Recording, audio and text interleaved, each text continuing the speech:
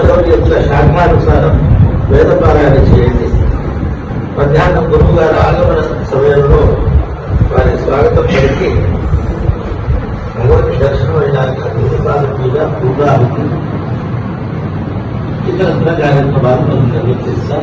కాబట్టి వచ్చినటువంటి పేదలందరికీ ఇదే స్వాగతం.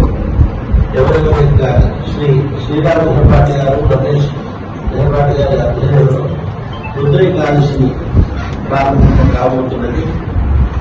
శ్రీ రాఘవ ధనపాటి, కిషోర్ ధనపాటి గారి ఆధ్వర్యంలో సహస్రమోదక మహాగణపతి, వారి కామేశ్వర ధనపాటి వారి యొక్క పరివారంలో ఈ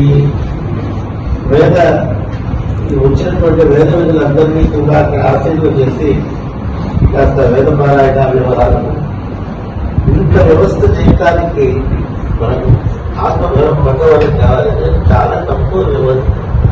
వెంటనే చెప్పాం, మాకు బాగా ఆత్మీయులు పక్కనే ఉన్నటువంటి మా పురుషోత్తమ అవధాన గారు వారికి చెప్పాం, గడబాటి కాస్త ఎవరికి కూడా ఏ లోటు లేకుండా సంతృప్తిగా కావింపాలి, అన్ని సమన్వయం చేసుకుని ఇది మనది వ్యవస్థ అనుకుని ఏ లోటు లేకుండా జగత్తులోని మనం చాలా సంతృప్తిగా, ఎందుకంటే కలి చాలా ప్రబలంగా ఉన్నటువంటి కాలం. ఈ కాలంలో